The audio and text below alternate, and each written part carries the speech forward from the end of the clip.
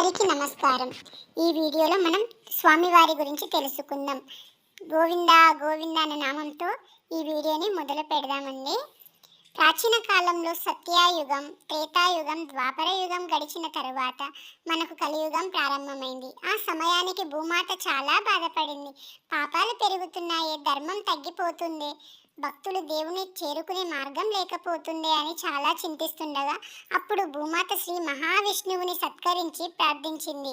ప్రభు, నీ అవతారాలు గత యుగంలో మాత్రమే దర్శనమిచ్చాయి. ఈ కలియుగంలో కూడా నీ దివ్య స్వరూపం భూమిపై కనిపించాలని కోరుకుంటున్నాను అని చెప్పింది భూమాత. ఆ సమయాన శ్రీ మహావిష్ణువు చిరునవ్వు నవ్వగా, నేను శిలారూపంలో భూమిపై అవతరిస్తున్నాను అని చెప్పి అదే శేషాచల పర్వతం, నేటి తిరుమల కొండగా అవతరించాడు స్వామివారు. తరువాత కాలంలో ఒక అద్భుతం జరిగింది. ఒకరోజు అక్కడ వకులదేవి తల్లి తపస్సు చేస్తుండగా ఒక యువకుడు కనిపించాడు. ఆయన ఎవరో కాదు, మన శ్రీనివాసుడు, శ్రీ మహావిష్ణువు అవతారం. ఆయనకు వకులదేవి తన కుమారుడిగా తీసుకుంది. కొద్ది రోజుల్లో శ్రీనివాసుడు పద్మావతి దేవిని కలుసుకున్నాడు. ఆమె లక్ష్మీదేవి అవతారం. వారి వివాహం మహారాజుగా దేవతలు, ఋషులు అందరూ వచ్చి జరిపారు. కానీ వివాహ సమయంలో ఖర్చు కోసం శ్రీనివాసుడు కుబేరుడి దగ్గర అప్పు తీసుకున్నాడు. అందుకే నేడు స్వామివారికి హుండీలో నాణ్యాలు, ధనం సమర్పిస్తారు. ఆ అప్పు తీర్చడానికే అని నమ్మకం ఉంది. వివాహానంతరం స్వామివారు తిరుమల కొండపై శిలారూపంలో సిద్ధమయ్యారు. ఆయనే శ్రీ వెంకటేశ్వర స్వామి, శ్రీ బాలాజీ, శ్రీ గోవిందుడు. ఇప్పుడు మనం తిరుమల కొండను కలియుగ వైకుంఠం అంటారు.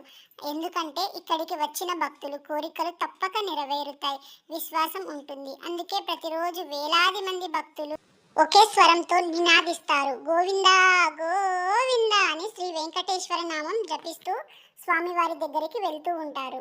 దర్శనం అయిన తర్వాత మనకు లడ్డు ప్రసాదాలు తిరుమలలో అక్కడే వెంటనే మన టికెట్ ద్వారా ఇస్తూ ఉంటారండి. తిరుమల కొండకు విశేషమైన ప్రసాదం ఏది అంటే లడ్డు ప్రసాదం. భక్తులు తిరుమలకు వెళ్ళినప్పుడు దర్శనం తర్వాత ఒక ప్రత్యేకమైన ఆరాధన శ్రీవారి లడ్డు ప్రసాదం తీసుకోవడం. కానీ ఈ లడ్డు ఎలా మొదలైంది తెలుసా? పురాణ కాలంలో స్వామి వివాహం అయిన తరువాత వకులాదేవి ప్రతిరోజు ఆయనకు నైవేద్యం తయారు చేసేది.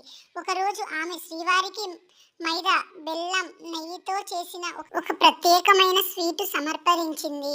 ఆ స్వీటు రుచి చూసిన స్వామి చిరునవ్వు నవ్వి, ఇది భక్తులందరికీ నాకో గుర్తుగా ఉండాలి అని ఆశీర్వదించారు.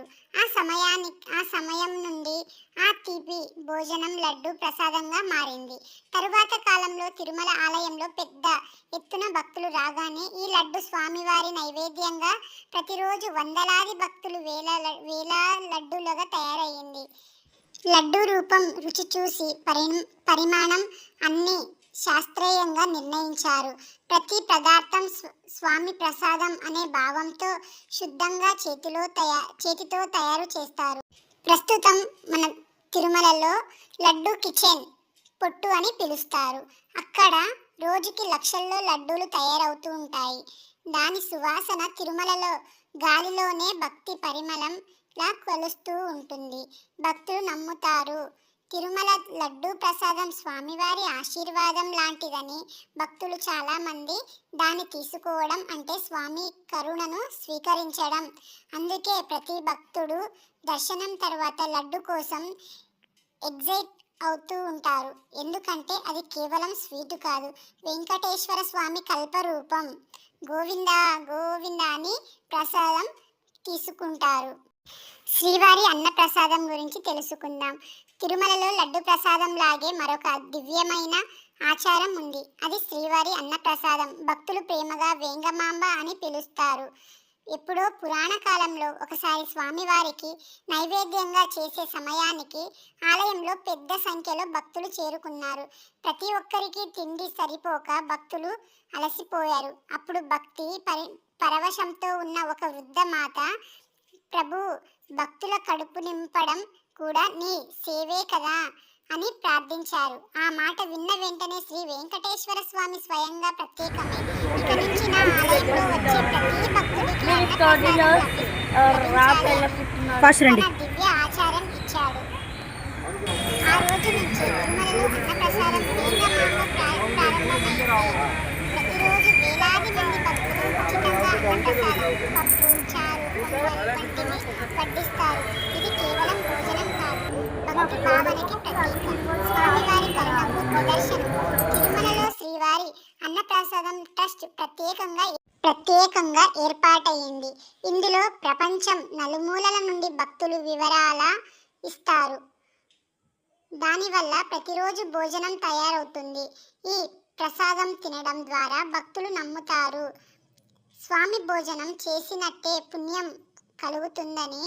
అందుకే అక్కడికి భక్తులు ప్రేమగా స్వామివారిని దర్శించుకుంటూ అన్నప్రసాదాన్ని వేంగమాంబ అని భక్తుడికి వేడుక, దైవ అనుగ్రహానికి నిదర్శనం.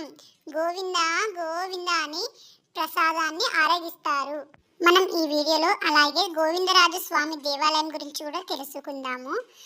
తిరుపతిలో శ్రీ వెంకటేశ్వర స్వామి అవతారం జరిగాక ఆయన తమ్ముడు అయిన శ్రీ గోవిందరాజ స్వామి కూడా ఈ భూలోకానికి అవతరించారు. ద్వాపరక యుగంలో తిరుమల శ్రీ వెంకటేశ్వర స్వామి అవతారం జరిగాక ఆయన తమ్ముడు అయిన శ్రీ గోవిందరాజస్వామి కూడా ఈ భూలోకానికి అవతరించాడు. ద్వాపర యుగంలో శ్రీకృష్ణుడు ద్వారకలో జీవిస్తున్నప్పుడు ఆయన తమ్ముడు బలరాముడు అతడే కలియుగంలో గోవిందరాజస్వామిగా పునర్జన్మ పొందాడు అని పురాణాల్లో చెబుతూ ఉన్నారు. ఒకసారి ఈ శ్రీ వెంకటేశ్వర స్వామి పద్మావతి దేవిని వివాహం సందర్భంగా మహావేడుక జరిగింది. ఈ వివాహ ఖర్చు చాలా ఎక్కువగా అయ్యింది. స్వామి కుబేరుడికి దగ్గర అప్పు తీసుకున్నాడు అని మనకు తెలుసు కదా. ఆ సమయానికి అయిన గోవిందరాజస్వామి స్వామివారికి ఆర్థిక సలహా ఇచ్చాడు. ప్రభు, ఈ అప్పు తీర్చడానికి భక్తుల నుండి స్వచ్ఛమైన వివరాలు తీసుకోవాలి. భక్తులు ఇచ్చే ధనమే నీ ధనమవుతుంది అని అన్నాడు. ఆ సలహా స్వామికి ఎంతో నచ్చింది. అందుకే తిరుమలలో ఇప్పటికీ భక్తులు హుండీలో తమ సమర్పణాలు ఇస్తూ ఉంటారు. దానికి మూలం గోవిందరాజస్వామి సూచనే అని చెబుతారు. తరువాత కాలంలో ఆయనను ప్రత్యేకంగా ఆరాధించడానికి తిరుపతి పట్టణంలో శ్రీ గోవిందరాజస్వామి దేవాలయంలో నిర్మించారు. ఈ ఆలయం 12వ శతాబ్దంలో శ్రీ రామానుజాచార్యులు ప్రతిష్ఠించారు.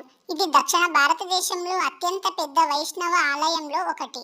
ఇక్కడ గర్భగుడిలో శ్రీ గోవిందరాజస్వామి, శ్రీదేవి భూదేవితో కుడివైపున స్వామివారు విశ్రాంత భంగిమలో దర్శనమిస్తారు. ప్రతిరోజు భక్తులు ఇక్కడికి వచ్చి దర్శనం చేస్తారు. ఎందుకంటే తిరుమలలో శ్రీ వెంకటేశ్వర స్వామిని దర్శించడం అంటే తిరుమలలో శ్రీ గోవిందరాజుని దర్శించడంతో కూడి ఉండాలి అని విశ్వాసం. అందుకే భక్తులు అంటారు, ముందు గోవిందరాజుని దర్శించుకున్న తరువాతే శ్రీ వెంకటేశ్వర దయ పొందాలి అని. గోవింద గోవింద అని స్మరిస్తూ ఆ స్వామివారిని తలుచుకుంటూ మనం దర్శించుకుందాం అందరూ. తిరుపతి నగరానికి ఉత్తర దిశలో ఉన్నది ఒక అద్భుతమైన పవిత్ర స్థలం, కపిల తీర్థం. ఇక్కడే శ్రీ కపిలేశ్వర స్వామి ఆలయం ఉందండి. ఇది తిరుపతిలో ఉన్న ఏకైక శివాలయం. ఇదే కారణంగా తిరుమల ప్రాంతం హరిహర క్షేత్రంగా ప్రసిద్ధి చెందింది. పురాణ కథ ప్రకారం మహాముని కపిల మహర్షి ఈ ప్రాంతంలో తపస్సు చేశారు. ఆయన తీవ్ర ధనంతో లీలమై ఉండగా తన తపస్సు శక్తితో అక్కడ ఒక పవిత్ర జలాశయం ఏర్పడింది.